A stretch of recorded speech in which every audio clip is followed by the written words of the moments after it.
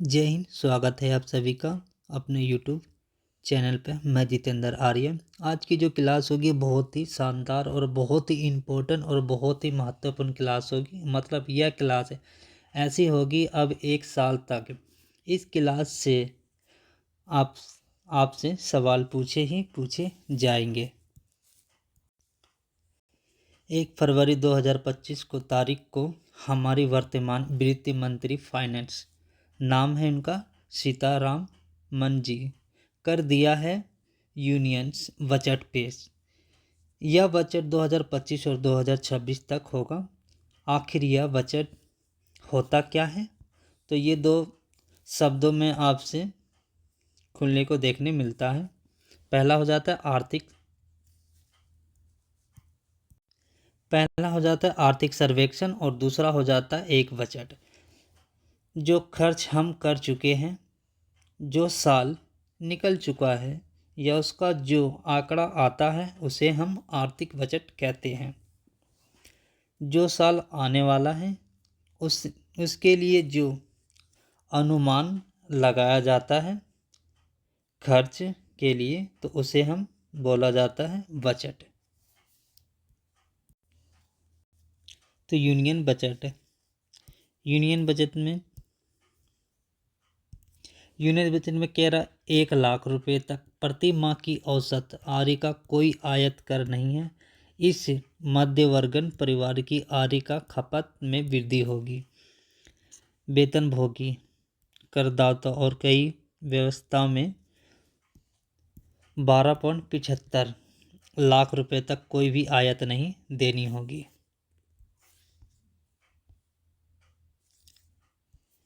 ये इसकी वो है कि अब अगर अकाउंट में अगर 12 लाख तक भी अगर रखोगे तो आपकी कोई इनकी जीएसटी नहीं लगेगा।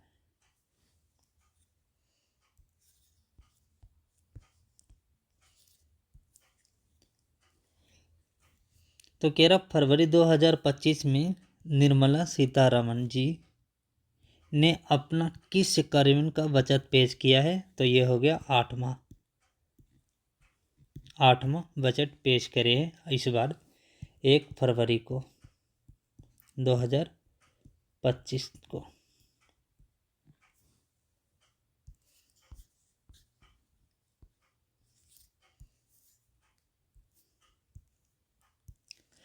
वित्त वर्ष 2025-2026 के लिए केंद्रीय बजट 1 फरवरी 2025 को वित्त मंत्री निर्मला सीतारमण द्वारा संसद में पेश किया गया है। यह वर्तमान वित्त मंत्री द्वारा प्रस्तुत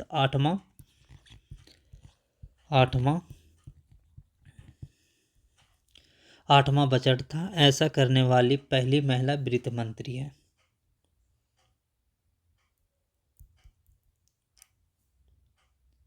ये जो आपके साथ में देख रहे हैं इनके सीतारमण जी के, ये हो जाते तुहिन कांता पांडे, ये फाइनेंस सिक्योरिटी है।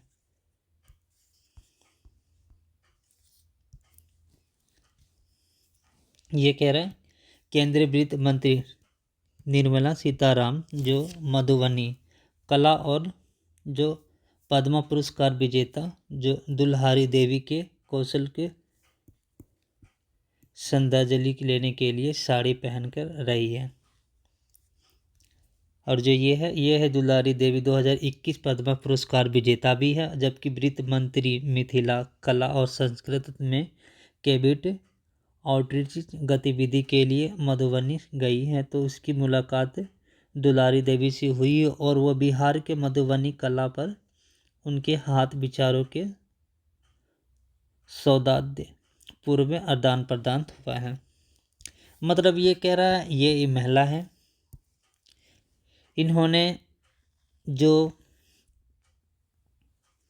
सीतारमण जी हैं, निर्मला सीतारमण जी, जब इन्होंने जो बजट पेश करी है, जब ये बजट पेश कर रही है, तो जो ये साड़ी डाल रखे हैं, ये इनकी द्वारा हाथों से बनाया गया है। डिजाइन साड़ी पे इन्होंने बनाया है। इनके अगर नाम की बात करें तो इनकी नाम हो जाता है ये हो जाता है इनके नाम। मधुबनी,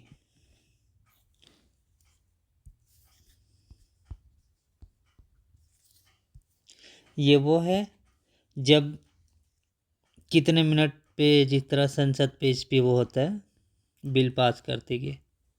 2025 में 74 मिनट हुआ लगा था।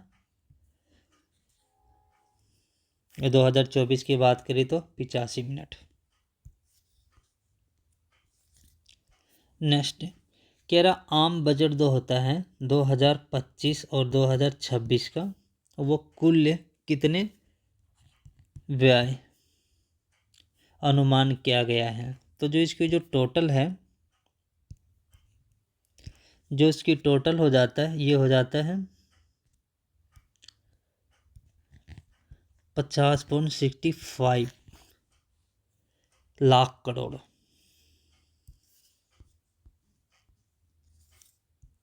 ये रहा विल बी करेक्ट आंसर।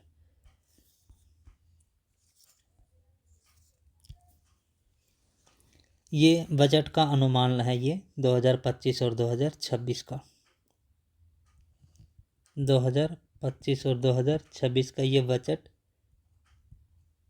अनुमान है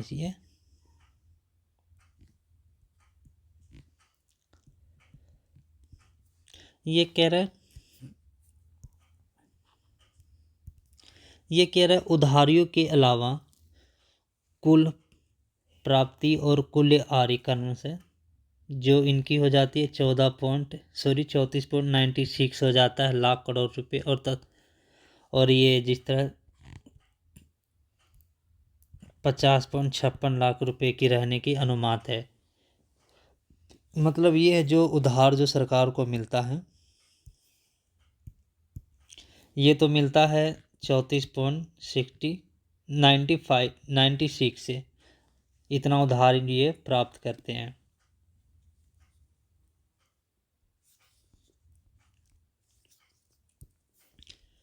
कह रहा वित्त वर्ष 2025 और 2026 में वाटी अनुमान के अनुसार राजकोषीय जो घाटा सकल घरेलू उत्पादन का कितने प्रतिशत होने की संभावना है। तो ये हो जाएगा 4.8 हो जाएगा इसकी करेक्ट आंसर।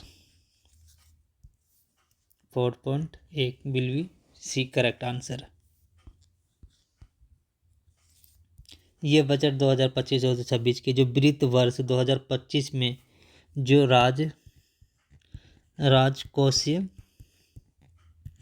राजकोषीय घाटा 4.8% होने का अनुमान, इसे वित्त वर्ष 2026 से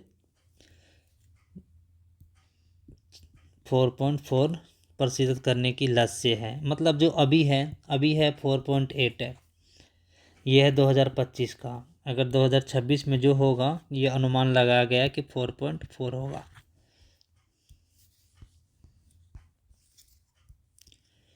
कह रहा वित्त वर्ष 2025 और 2026 में वाटी अनुपात के अनुसार से जो इसकी सर्विसिटी है में कुल बजट का कितने प्रतिशत हिस्सा खर्च करेंगे।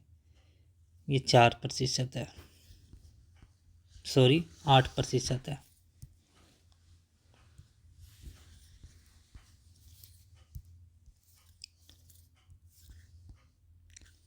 विल बी करेक्ट आंसर हो जाता है।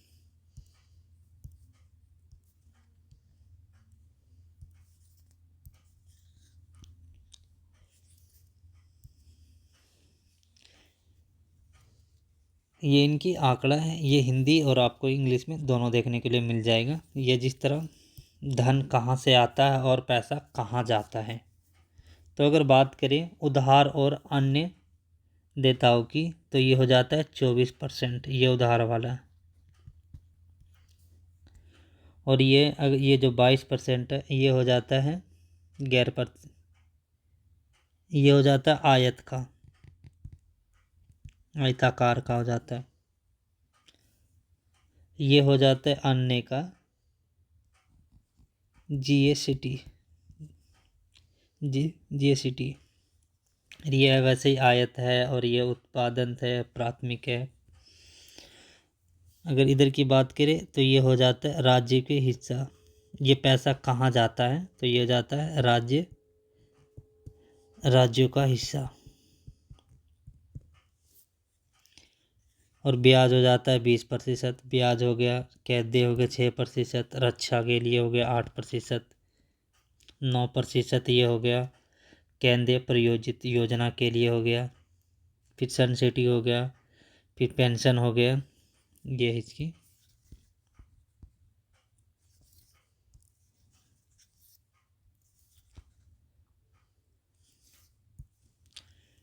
वित्तीय वर्ष 2025 और 2026 में जो इसकी बजट है, ये अनुमान के रूप में निम्नलिखित में से किस क्षेत्र में सबसे अधिक आता है।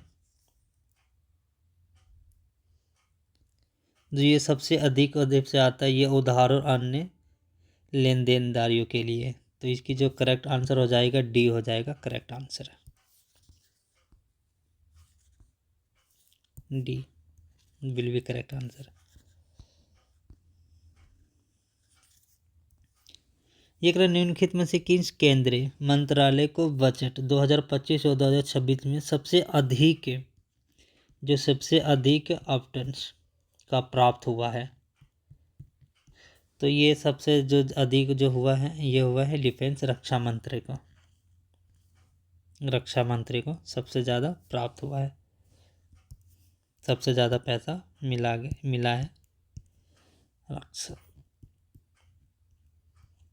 रक्षा मंत्रालय।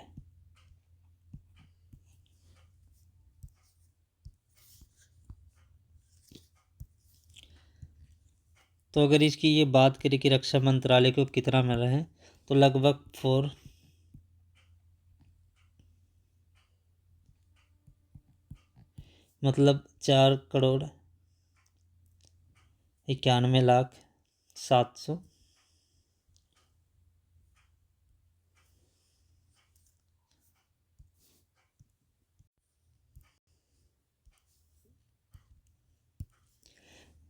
ये 4,91,000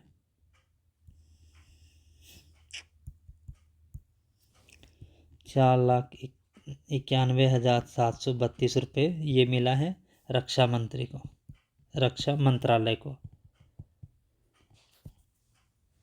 रूबल के लिए इतना 2,66,817।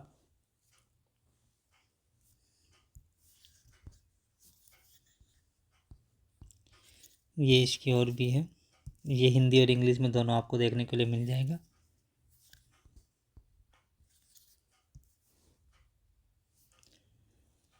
ये कह रहे रक्षा मंत्रालय के लिए कुल जो बजट है ना ऑप्टन, ये 128.650 करोड़ रुपए तक ही पहुंच गया है, जो कि बजट अनुमान 2024 और 2025 की तुलना में 6.22% की वृद्धि दर्शाया गया है। ये वो है जिस तरह ग्रामीण विकास को इतना मिला है, गृह विभाग को इतना मिला है, कृषि एवं संबंधित को इतना मिला है, शिक्षा को इतना मिला है 128 है, स्वास्थ्य को इतना मिला, शहरी को इतना मिला। ये और भी इनकी पढ़ लेना। ये करे कृषि एवं जो संबंध क्षेत्र के लिए कितना बजट प्रावधान किया गया है, कृषि के लिए पूछा गया है कितना बजट। तो इसका जो करेक्ट आंसर हो जाएगा वो हो जाएगा 1.71 lakh crore.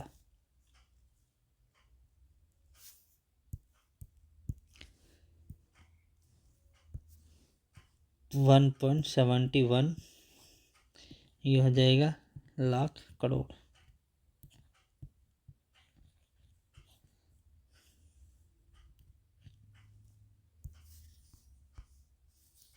Correct answer B.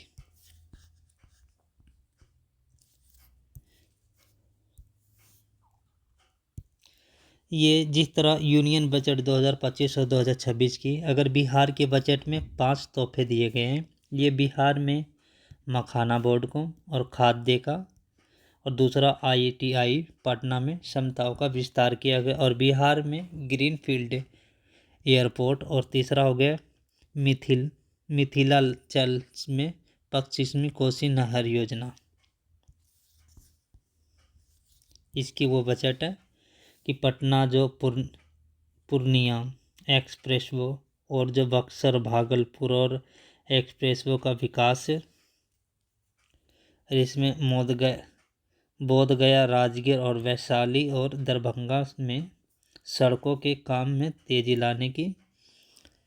इसमें जिस तरह 2600 इसमें करोड़ रुपए की लागत की सड़क संपन्न परियोजना और बक्सर में गंगा नदी पर नया 2 लेन वाला एक पुल बनेगा। 2024 का बजट। तो इसमें कह रहे केंद्र जो बजट 2025 और 2026 के अनुसार मखाने का उत्पादन जो प्रसंस्करण मूल्य जो संबंध और विविधता में सुधार लाने के लिए मखाना बोर्ड की स्थापना किस राज्य की जाएगी, किस राज्य में की जाएगी। तो जो इसके राज्य की अगर बात करें तो ये हो जाएगा बिहार। बिहार में की जाएगी तो ये हो जाएगा B correct answer. B correct answer. इसमें कह रहा है जो कृषि क्षेत्र है, कृषि क्षेत्र में असम में यूरिया संयंत्र जो नामरूप जो असम में 12.7 लाख जो मीट्रिक टन की वार्षिक उत्पादन क्षमता वाला एक संयंत्र स्थान किया जाएगा। और दूसरा कह रहा है ये जिस तरह राष्ट्रीय उच्च पैदावार से ब्रिज मिशन शुरू किया जाएगा जिसका उद्देश्य है कि अनुसंधान और इकोसिस्टम को मजबूत करना और लक्षित विकास और उच्च पैदावार वाले क्षेत्र बीजों का प्रभाव करना और बीजों की 100 से अधिक किस्तों को वंजीकृत स्तर पर उपलब्ध करवाना। अमृत उद्योगिया की सरकार अंडमान और निकोबार तथा लक्षद्वीप जैसे जो द्वीपों पर विशेष ध्यान देने के लिए भारतीय विशिष्ट आर्थिक क्षेत्र और गहरे समुद्र से नियंत्रित मछली पकड़ने को बढ़ावा देने के लिए यह फ्रेमवर्क लाएगी। इसकी ओर कह रहा है जिस तरह पॉइंट है कि प्रधानमंत्री जो धन्य कृषि योजना है एक ये कृषि योजना की शुरुआत होगी और इसके तहत 100 जिले का कवर किया जाएगा जहां उत्पादन कम है। और दूसरा मखाने का उत्पादन जो मूल्य समृद्ध और विपणन में सुधार लाने के लिए बिहार में मखाना बोर्ड की स्थापना किया जाएगा। और जिस तरह इसमें एक और भी है, इसमें जिस तरह किसान क्रेडिट कार्ड की लिमिट जो इसकी जो लिमिट थी ना जो पहले जी तो जो पहले थी उसकी थी 3 लाख उसको बढ़ाकर अब 5 लाख कर दिया गया है। और ये जिस तरह कर दिया गया ऐसे और अभी की जिस तरह इसकी फैक्शन लिमिट 3 लाख रुपए कर दिया। सरकार तूर उड़द और मसूर का भी विशेष ध्यान देने के लिए 6 वर्ष की दलहनों और आत्मनिर्भर को मिशन प्राप्त करेगी।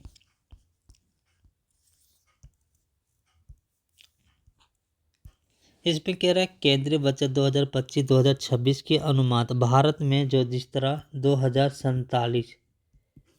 2047 तक कितने गीगावाट इसकी जो गीगावाट है गीगावाट न्यूक्लियर एनर्जी जो इसकी विकसित करने का लक्ष्य रखा गया है। तो इसकी जो लक्ष्य जो रखा गया है ये रखा गया है 100 गीगावाट सॉरी। तो इसकी जो करेक्ट आंसर हो जाएगा सी हो जाएगा करेक्ट आंसर। सी हो जाएगा करेक्ट आंसर।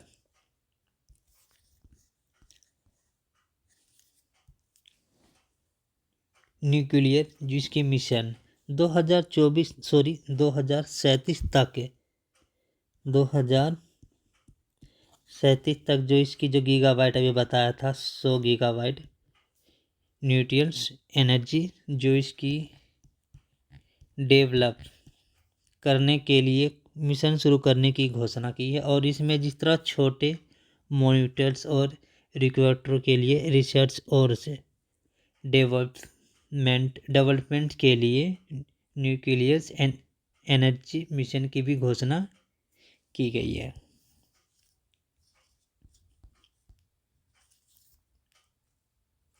ये शायद रिपीट हो गया है, इस नहीं रिपीट नहीं है, अलग है। क्वेश्चन कह रहा है इसमें जो केंद्रीय बजट है 2025 और 2026 के अनुसार जो बीमा क्षेत्र के अधिकतम जिसके विदेश जो निवेश करते हैं ना, जिसको हो जाते हैं एफडी बोलते हैं, एफडीआई बोलते हैं, एफडीआई की जो सीमा है ना कितने कर दिया गया है, तो इसमें 100% कर दिया गया है। अब आगे व्यापार में कह रहा है मेक इन इंडिया को आगे बढ़ाने के लिए उद्देश्य को जो लघु मध्य और बड़े उद्योगों को शामिल करते हुए राष्ट्रीय जो निर्मला मिशन की स्थापना की गई है। जो इनकी स्थापना करेगी जो मिशन है उनका नाम हो जाता है विनिर्माण मिशन की स्थापना की जाएगी। भारत को वैश्विक खिलौना केंद्र बनाते हुए उच्च गुणवत्ता वाले अनूठों नवीन और पर्यावरण के अनुसार खिलौने बनाने की योजना। इसमें कह रहा एक और भी कह रहा है इसमें कह रहा है 5 लाख महिलाओं को अनुसूचित जातियों और अनुसूचित जनजातियों के पहली बार उद्यमियों के लिए अगले 5 वर्ष के दौरान 2 करोड़ रुपए तक का सब्सिडी उपलब्ध करवाने की एक नई योजना की घोषणा की है। अब ये व्यापारी है, ये कह रहा है बीमा सेक्टर में अब जो 100% पर्याप्त विदेशी और जो इसकी निवेश जो इसकी एफडीआई हो सकेगा। और पहले यह सीमा जिस तरह 74 था, पहले 74 था, अब इसको बढ़ाकर 100 कर दिया है। इसकी प्रीमियम जिस तरह सस्ता हो गया। अब स्ट्रीट वेडर्स के नई पीएम जिसके जो स्वनिधि जो स्कीम की लोन लिमिटेड जो है ना, इसके भी बढ़ाकर 30,000 रुपये कर दिया गया है। और रजिस्टर्ड माइक्रो एंटरप्राइज एक्ट के लिए 5 लाख की लिमिट का एक नया क्रेडिट कार्ड भी है इसकी। नेक्स्ट अब आगे मकान जो किराए से जो 6 लाख तक का सालाना आय का जो टीडीएस नहीं लगेगी। और पहले यह सीमा 2.40 लाख थी। अब इसको पे जो पहले 2.40 लाख थी, अब उसको जिस तरह बढ़ाकर 6 लाख का कर दिया है।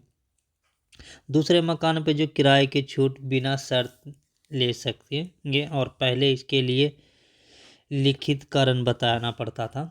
पहले ये है कि जिस तरह पहले हम मकान लेते तो उसमें जिस तरह लिखित देना पड़ता था, अब वो चीज़ हट गया है। सरकार इस साल 40,000 सस्ते अपार्टमेंट्स देंगे और ये उन्हें मिलेगी जिन्हें इस लोन से खरीदा है और अभी किराए पर ये रह रहे हैं। इनके लिए जिस तरह 15,000 करोड़ का फंड भी है। अब जिस तरह क्वेश्चन कह रहा है जिस तरह हील इन इंडिया स्कीम का उद्देश्य क्या है। भारत में जिस तरह प्रभावित चिकित्सा को बढ़ावा देना या मेडिकल टूरिज्म को बढ़ावा देना या आयुष्मान भारत को योजना का विस्तार करना या ग्रामीण स्वास्थ्य योजनाओं का डिसीजन करना। तो जो इसकी जो करेक्ट आंसर हो जाएगा ये हो जाएगा बी हो जाएगा, मेडिकल टूरिज्म को बढ़ावा देना।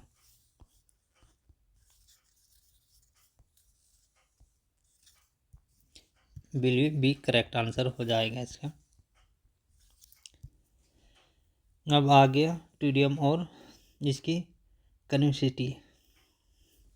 इसमें कह रहा है जिस तरह की हिल इन इंडिया स्कीम को मेडिकल टूरिज्म को बढ़ावा देगा, जिस तरह 120 नए शहरों को जोड़ने की योजना करेगी। और ये बिहार में 3 ग्रीन फील्ड्स जो एयरपोर्ट्स प्रोजेक्ट शुरू करने की योजना किया जाएगा। अब आगे स्वास्थ्य।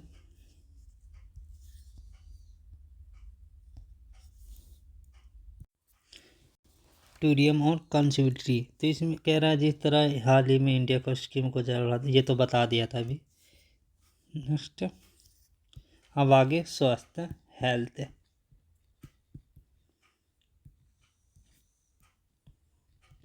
स्वास्थ्य, इसमें कह रहा है सरकार का गिग कामगारों के लिए जो इसकी पहचान पत्र को ई श्रम्स पोर्टल पर पंजीकरण की व्यवस्था तथा पीएम जन आरोग्य योजना के स्वास्थ्य देखभाल प्रदान करेगी। और ये कह रहा अगले 3 साल के सभी जिला जो अस्पतालों में डी केयर कैंसर सेंटर बनाने की योजना भी की गई है। इसमें 2025 और 2026 में 200 डे केयर्स कैंसर सेंटर बनेगी और सभी प्राइमरी हेल्थ केयर सेंटर में ब्रॉडबैंड जो इसकी कनेक्टिविटी मुहैया कराई जाएगी। अब आगे महिला विकास। महिला विकास की अगर बात करें तो इसमें 5 लाख महिलाओं को अनुसूचित जातियों और अनुसूचित जनजातियों की पहली बार उद्यमियों के लिए अगले 5 वर्ष के दौरान 2 करोड़ रुपए तक का सब्सिडी ऋण उपलब्ध करवाने की एक नई योजना भी की गई है। और इसमें से ज़्यादातर जिस तरह 5 लाख महिलाओं का एससी हो गया और जो एसटी हो गया उद्योगों के लिए नई योजना भी शुरू करने की घोषणा की गई। इसके तहत सस्ता बिजनेस लोन मिलेगी। और इसमें सन्स जो आंगनबाड़ी हो गया, आंगनबाड़ी में 2.0 था ना स्कीम के तहत, अब ये 8 करोड़ बच्चों को और 1 करोड़ प्रॉप्ट और जो स्तनपान करवाने की महिलाओं के जो न्यूट्रिशन पोर्टल भी मिलेगी इसकी।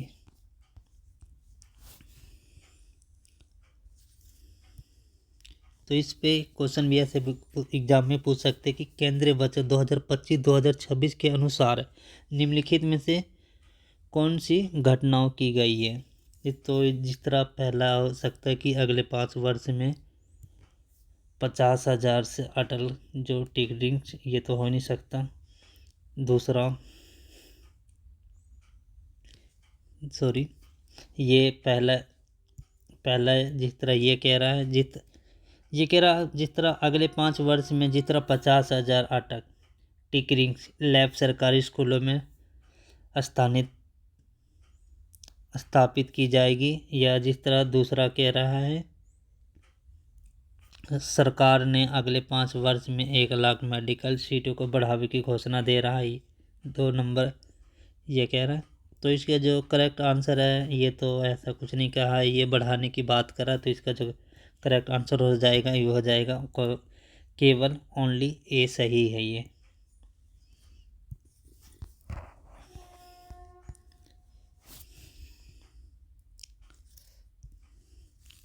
अब ये शिक्षाओं के लिए जो जिस तरह विदेश में जो पढ़ रहे हैं बच्चों को, इनके 10 लाख तक बिना टैक्स को भेज सकते हैं। इसमें जिस तरह और भी कह रहा है पीएम को जो आईआईटी और आईसीएस में स्कीम में जिस तरह 10,000 जो फेलोशिप मिलेगी और इसी साथ मेडिकल को जिस तरह 10,000 सीटें बढ़ेगी और 5 साल में जिस तरह 75,000 सीटें भी बढ़ेगी। और जिस तरह 5 साल में सरकारी स्कूलों में 50,000 अटल टिकरी लैब भी बनेगी। और भारतीय जिस तरह अगर भाषा पुस्तक स्कीम में से स्कूल और कॉलेजों में डिजिटल किताबें मिलेगी। 23 में का 23 IITS में 6500 सीटें बढ़ेगी। और IIT पटना का जो हॉस्टल और जो इंफ्रास्ट्रक्चर का सुधार भी आएगी। इसकी स्कीम भी है और भी ग्लोबल का हो गया 5 करोड़ से बजट में 3 सेंटर ऑफ द एक्सीलेंट का AI का 4 एग्जीक्यूशन बनेगा।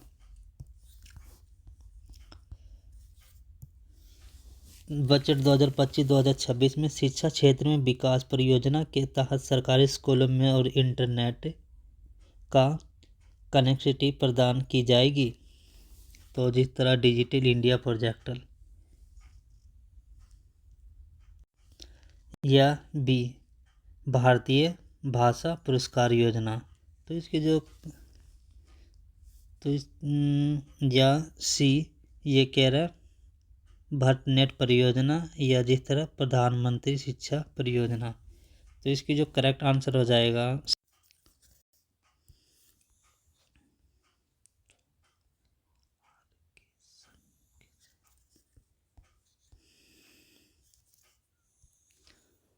आर के।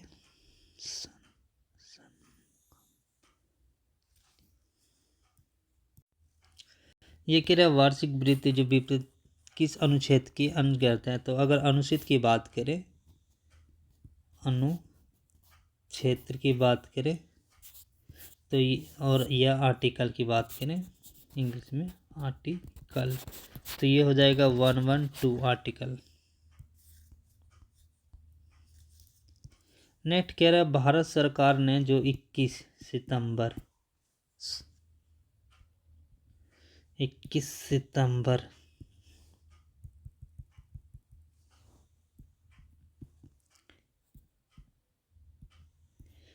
सितंबर 2016 को आम बजट के साथ जो रेल की जो बजट है ना, रेल के बजट का विलियत को मंजूरी दे दी गई थी। उस समय वित्त मंत्री थे, जो मंत्री थे उनका नाम हो जाता है अरुण जेटली, उनका नाम हो जाता है। और इन्होंने जिस तरह 1 फरवरी 2017 को आज़ाद भारत का जिस तरह पहला संयुक्त बजट संसद में पेश करे थे इन्होंने। तो इस पे क्वेश्चन में कह सकते हैं कि किस वर्ष जो रेल बजट को आम बजट के साथ जो एकीकृत किया गया है। तो ये हो जाएगा एक करेक्ट आंसर 2016 में। 2017 की बात करूँ तो ये संसद में पेश किया गया था अरुण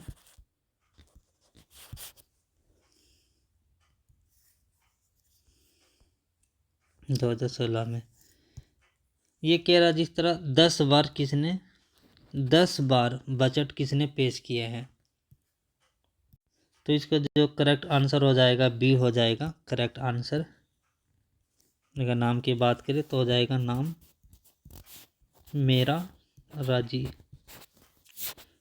राजी देसाई। ये इनकी चित्र है, इनका नाम हो जाता है मेरा राजी देसाई।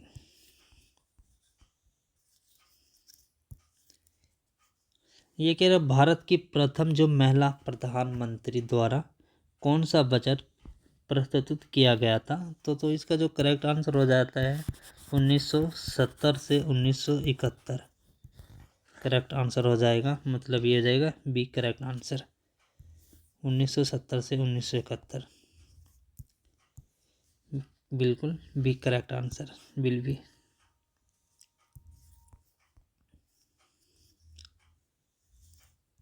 ये कह रहा भारत का जो पहला जो पेपरलेस जो बजट किस केंद्रीय बजट में पेश किया गया था। तो ये जिस तरह 2021 और 2022 में 2021 से और 2022 में बजट पेश किया गया था। क्या भारत का जो पहला जो पेपरलेस बजट किस केंद्र में किया गया था। ये ऊपर नीचे हो गया है, ये भी इसका बताया था 2021 और 2022 का बजट। निम्नलिखित में से कौन सा जो विभाग केंद्र जो बजट जो तैयार करता है। तो इसका जो करेक्ट आंसर है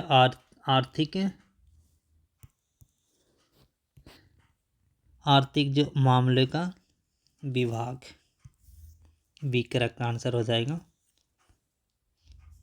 तो आज के लिए बस इतना ही, हमें दो इजाज़त। जय हिंद।